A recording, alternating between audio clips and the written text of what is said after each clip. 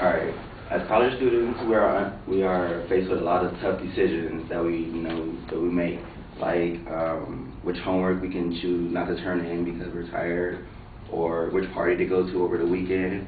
But one decision that we shouldn't have to choose is whether or not should we wear a condom before we have sex. Safe sex should be a practice that we should be practicing every time that we have sex. As college students, most of us, or if not all of us, are sexually active. But now we are unaware of not. But now, I'm sorry.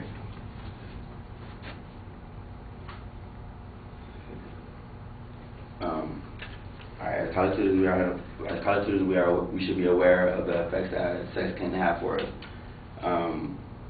So next time, before we end up having that sexual intercourse with that person, sex is exciting and very pleasurable, but you should ask yourself, is it worth dying for?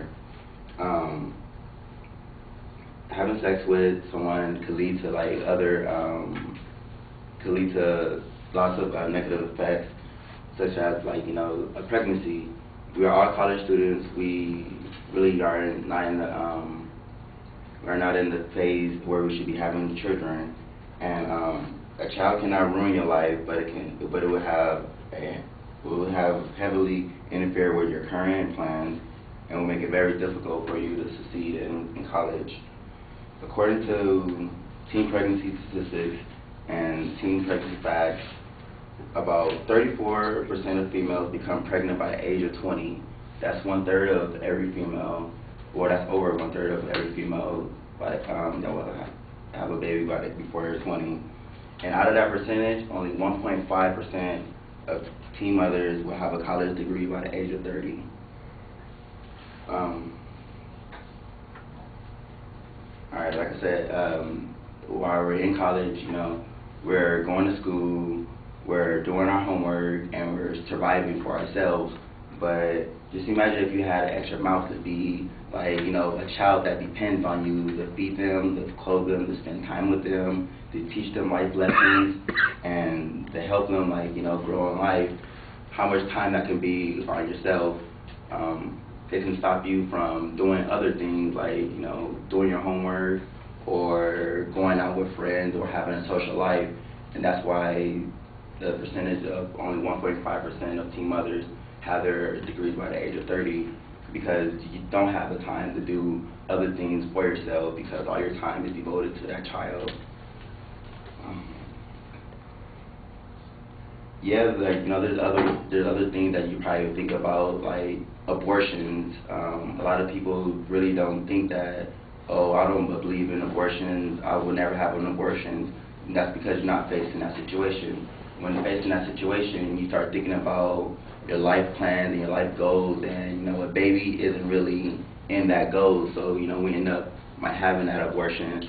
45% of abortions performed in the U.S. are from ages 18 to 24. That's pretty much college students. That's the time that you're going to be going to college. That's almost half of all abortions from just that little age group, that 6-year age group. There's a lot of effects from having an abortion, such as emotional effects, because as a mother, this is your child, and you're in your head, you're pretty much thinking I just got rid of my first child, or however many abortions that you have had. There are other pros and cons to having sexual intercourse other than pregnancies, such as STDs. 1 out of 5 young adults are affected with an STD or some type of sexual infection. Every hour, 2 people ages 13 to 25 are affected with HIV. 4 million teens contract a sexual transmitted disease each year, according to statistics in America. As students, we shouldn't be. As students, we have that mindset that this cannot happen to us. Why we have this mindset, I don't know, but we should be aware that a STD is very common that we can have. Having unprotected sex could lead to multiple types of STDs. You don't have to get AIDS, you can get HIV, or the most common STD is is HPV, which is about is the most common. 75% of sexual active people will have HPV. HPV is a skin-to-skin contact with this person. There is no medicine or pill that you can take to get better. HPV is you have to let it heal. Your body has to heal it by itself naturally. There are certain things that you can do to prevent it, but chances are, like, if you get in contact with somebody who has HPV, you will have that. You will have HPV.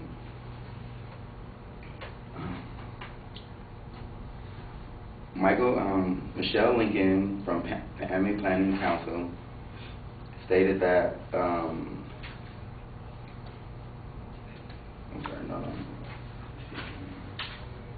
All right, one out of 1,500 college students are HIV positive.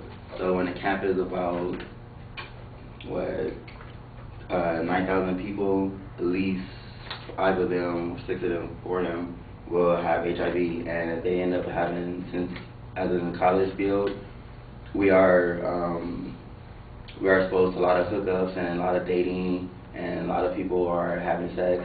So if you end up having sex with someone who is HIV positive without using some type of protection, such as a condom, you will get that disease.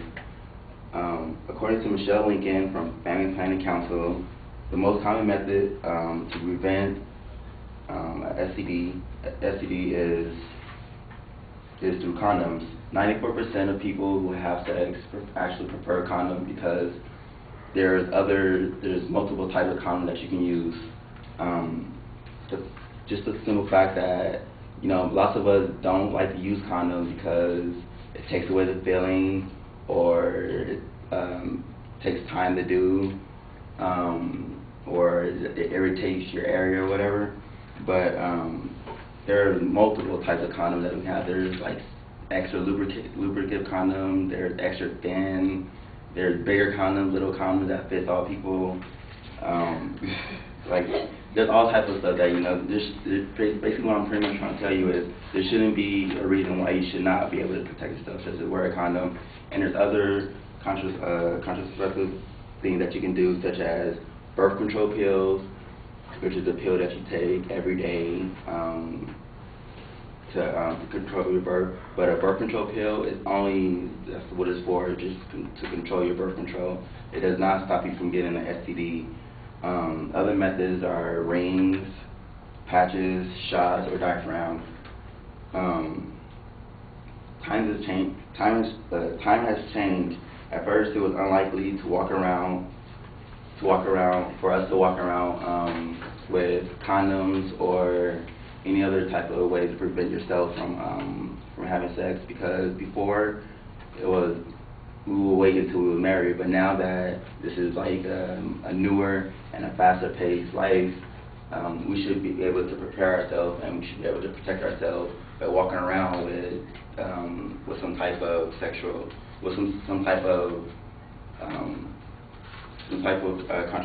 contraceptive.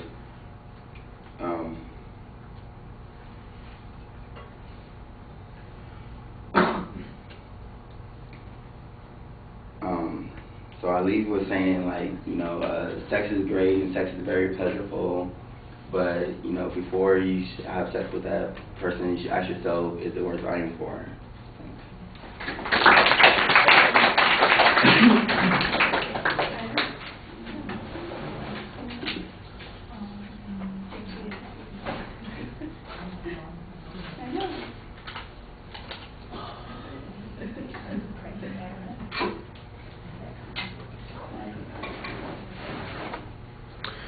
Connie, what did you think?